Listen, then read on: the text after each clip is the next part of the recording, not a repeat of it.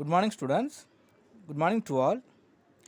And last day we have studied about the 20th chapter, International Finance. And in that lessons, we have studied the foreign direct investment and the functions of foreign direct investments. And at the end of the foreign direct investment, our 20th chapter has been over. Today, just we will go to the next chapter. Chapter 21, the micro, small, and medium enterprises and the self help group. So, already we have studied in our previous lessons about the micro and small and medium scale enterprises. So, in here, the enterprises and the entrepreneurship, because if you are considering the three type of the enterprises, so the good entrepreneurship is very much important. So the entrepreneurship is the key for economic development of any country by empowering the entrepreneurs. So micro, small and medium scale sectors provides more employment opportunities to the people in India because all the large scale industries can never providing the employment opportunities for all categories of peoples because throughout the world many of the peoples are locating. But even the educated peoples and the uneducated people will never get the employment opportunities in these large scale industries only. So the micro, small and medium scale enterprises only and take the more responsibilities automatically to providing the employment opportunities to all the peoples. So not only that, it provides equitable distributions of national income and wealth. So comparing to the large scale industries, the most of the percentage of national income is coming from the micro, small and medium scale enterprises only. So the micro and small and medium scale enterprises are classified into two types or two classes. So one is the manufacturing enterprises and the service enterprises. So the manufacturing enterprises refers to the enterprises engaged in the manufacturing or production of goods pertaining to any industry specified in the first schedule to the Industries Act. So any of the enterprises are involving in the purpose of producing or manufacturing any of the goods only is considered as a manufacturing enterprises. Next, service enterprises. The service enterprises refers to the engaged in providing or rendering the services. So what are the services are provided by any of the enterprises or organizations is considered or called as a service enterprises. So these manufacturing enterprises and the service enterprises also belonging with the micro, small and medium scale enterprises. Next, the role and significance of medium, small, and micro level enterprises. So, what are the importance are there to improving the economic development by the micro, small, and medium scale enterprises? So, under the sum of points, we can explain the role and the significance of micro and small and medium scale enterprises. First one is employment potential. Employment potential. So the micro, small and medium scale enterprises generate more employment opportunities than large scale business concerns. Because already we have studied when we are comparing to the large scale industries, the number of small, medium and large micro level enterprises only are pertaining or prevailing throughout the world as more. So they are mostly labor intensive because these micro, small and medium scale enterprises can never involved or purchasing the more expensive materials and the machineries. So all these categories of enterprises only will be allowed or engaged with the labor intensive only. So without having the purpose of or the help of the machineries. So what are the ways are there to improving their productions? So they will use. So in this sense, the micro, small and medium scale enterprises only will use the labor intensive method.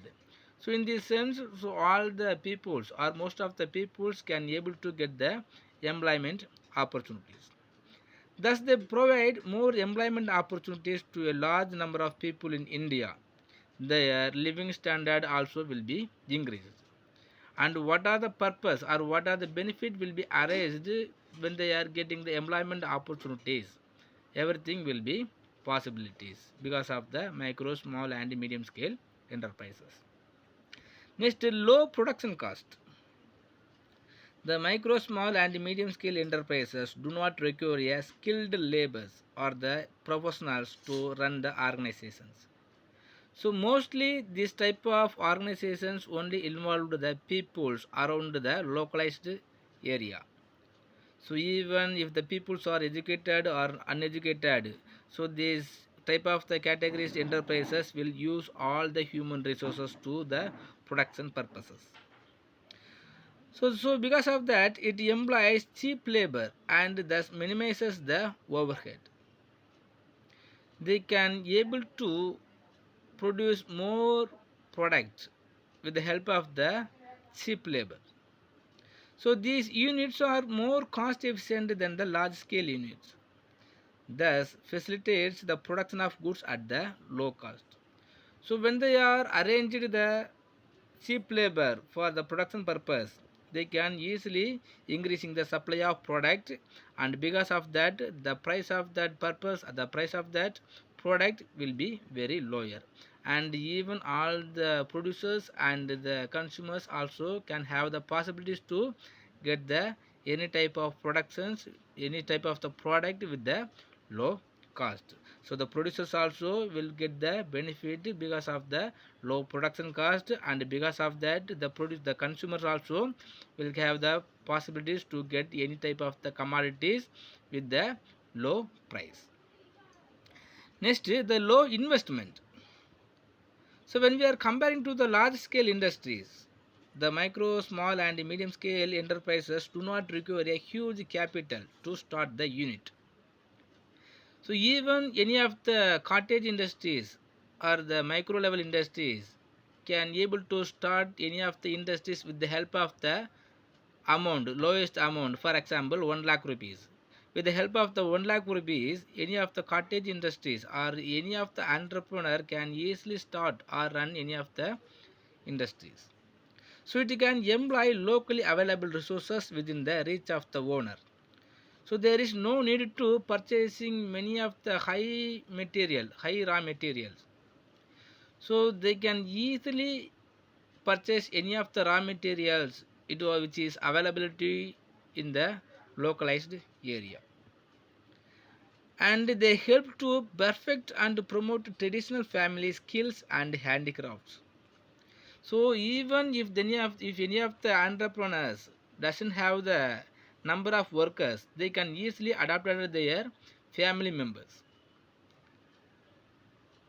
And because of that, their own living standard of their family also will be increased, and the purpose of the employment opportunity also will be increased.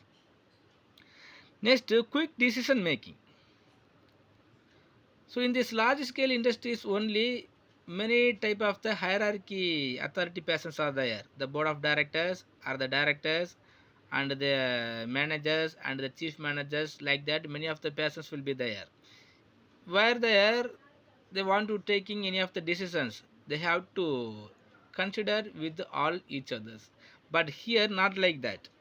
In these micro and small scale medium enterprises need not hire professional managers to run the management on a day to day basis.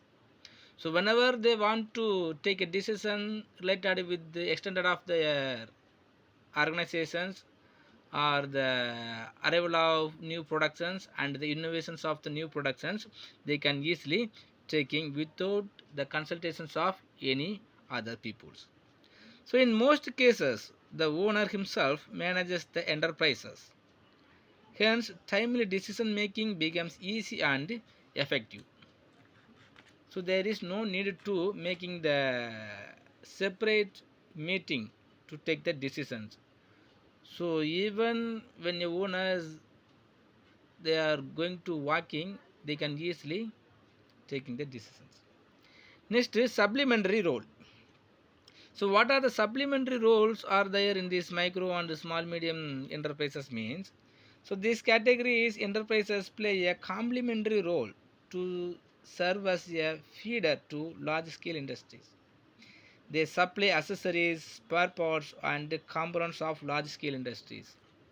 Even if you want to say, we can say there is no possibilities to enlarge or establish the large scale industries without the help of the micro, small and medium scale enterprises, because most of the raw materials or the semi finished product are produced by the micro and small medium scale enterprises only.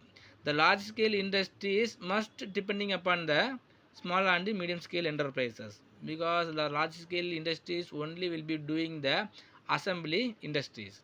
So all the semi finished product is purchased from the micro, small and medium scale enterprises, and after that only the large scale industries will be doing the assembling work. So the large scale industries must be depending upon the micro and small scale industries. Next, establishment of socialist pattern of society. The micro, small and medium scale sectors contributes towards the establishment of socialistic pattern of society by reducing the concentration of income and wealth. By reducing the concentration of income and wealth, so this category of industries easily provided the social welfare to the societies, and comparing to the large scale industries, this type of the industries only will take more responsibility to the social welfare. Next, the balanced regional development. So by encouraging micro, small and medium scale enterprises in industrially backward areas of India, so balanced development can be achieved across all the regions, because all the entrepreneurs cannot able to start at the large scale industries beginning itself, but all the entrepreneurs can easily start at any of the micro or cottage or medium scale enterprises even in the rural areas. So when they are establishing any type of the industries even in the rural areas, so the regional disparities will be reduced. So all the regional also will be get the balanced development. So it will also help greatly in preventing the people from migrating to cities and towns in pursuit of employment. So when they are establishing this type of the industries even in the rural areas, the rural people can never being in need of migrate from the rural to urban areas. Next, promotion of self-employment. The micro, small and medium scale enterprises help to a great deal in developing a class of entrepreneurs. It promotes self-employment and the spirit of self-reliance in the society. So after establishing one of the industries in this rural area or any of the area, one entrepreneurs will definitely get the self-reliance and the self-confidence, and this type of the self-confidence also will be spread out over to the other people such as their friend and their societies and their family members. So because of that, this type of the entrepreneurs will be spread out over the confidence overall their societies. Next, higher contributions to export. So this type of the categories of enterprises contribute 45% to the total manufacturing output and 40% to the exports from the country. So already as I told, so the 40 or the 60% of gross domestic product and the 40% of exports also will be going from the micro, small and medium scale enterprises only. So it helps in earning precious foreign exchange in various countries across the world. Okay, students. Then next concept, the self-help group. Already we have studied in our previous class itself about the self-help group. The self-help group is a small informal voluntary associations created for the purpose of enabling the members to reap the economic benefit out of the mutual help. So normally we can see in our society many of the self-help groups are existing. So the male self-help group and the female self-help group. So normally in the word itself we can easily understand the meaning of self-help group. So some number of peoples are joined together, and if they are formed one of the organizations for the purpose of enabling their members to reap the economic benefit out of the mutual help and the solidarity and the joint responsibilities. So all the peoples are or some of the peoples are joined together, and they will organize one of the organizations for the purpose of reaping the economic benefit. On what basis? Mean on the basis of mutual help and the solidarity and the joint responsibility. The benefit includes mobilization of savings and credit facilities for the pursuit of the group enterprises activity. So because on the basis of the self-help group, the every person also will have the habit of savings. So these savings also will be transferring from the group to one persons,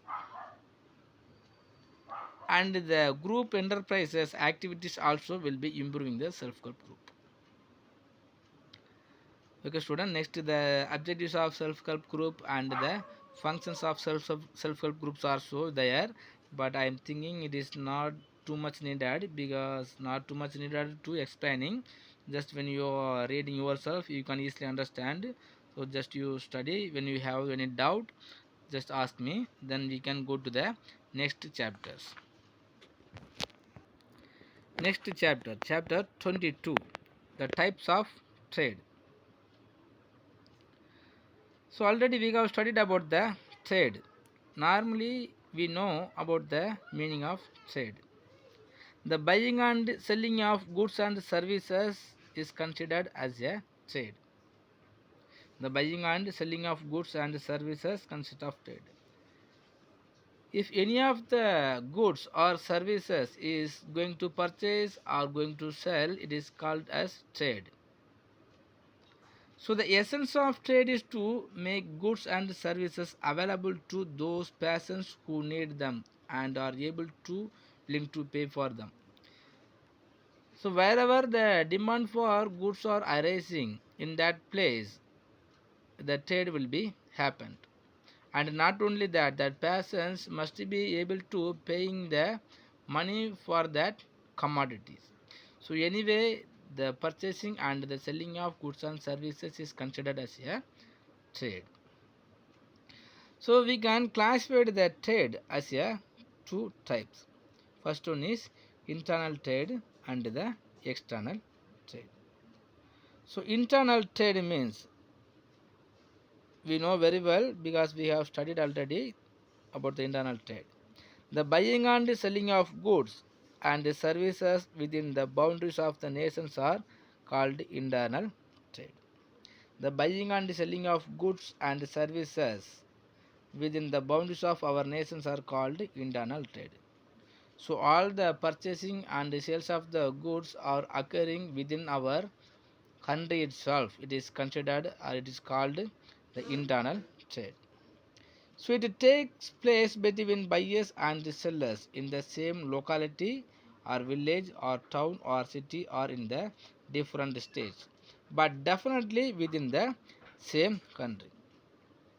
So within the country, the productions may be occurs within the corner of one state, and in the same product is going to consumed with the another corner of the same state is considered as internal trade. The internal trade is also called domestic trade or the home trade. So in this one word exam, or if any of the questions, if you are getting the questions the internal trade or the home trade or the domestic trade, you must write the same answer only.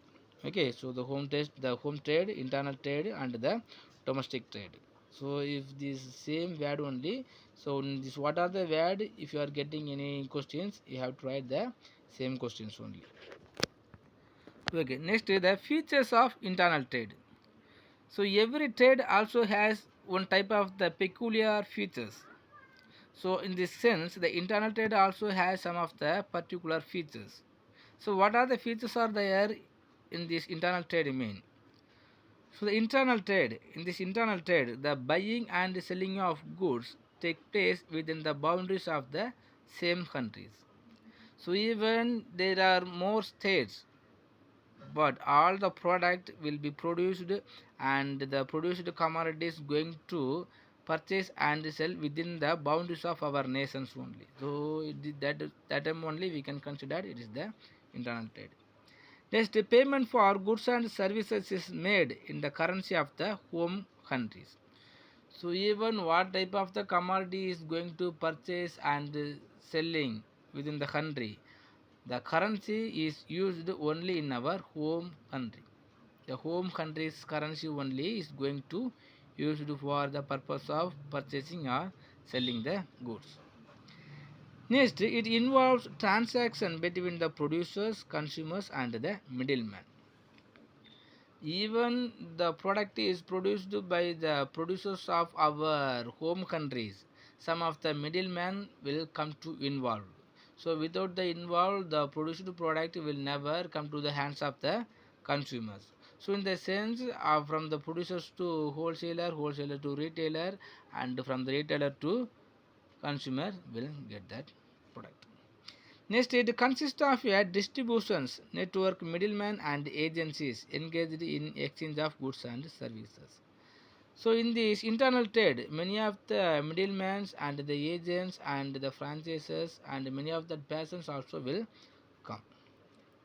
Next, in home trade, the risk of transportation is very less when compared to the foreign trade, because in this internal trade we can easily arrange the road transport and even in the air transport and the ship transport also, but the cost of transport will be very less compared to the foreign trade.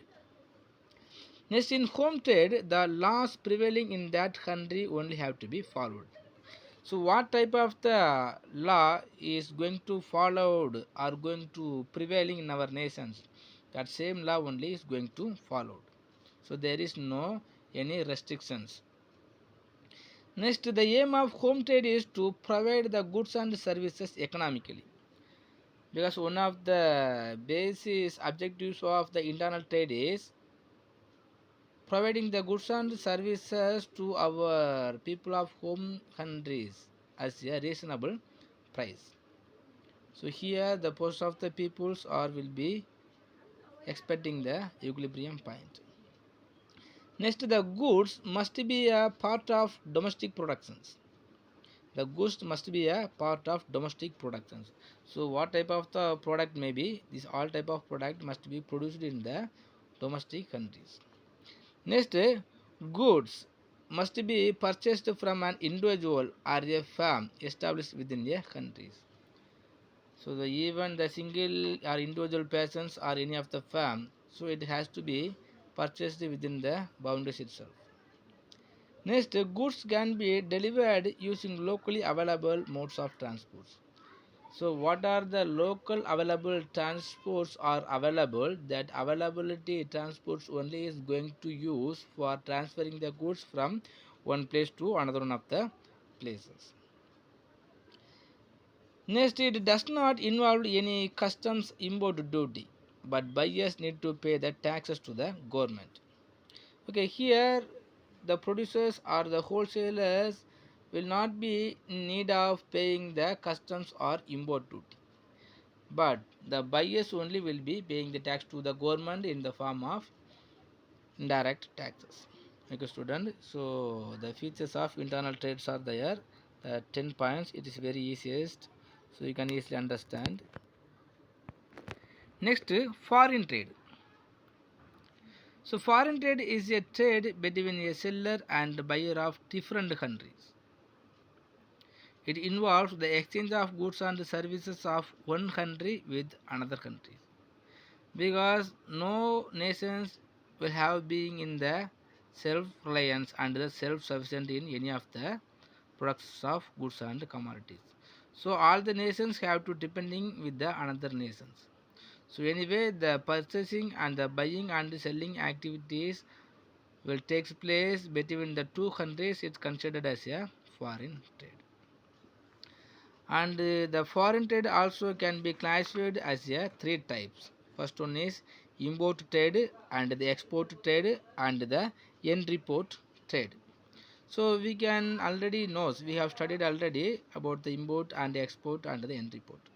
So import trade means already we know the import trade means the buying goods from a foreign country to domestic use. In these home countries, if we are being insufficient goods and services, we will be in the need of importing any of the goods and services from the foreign country.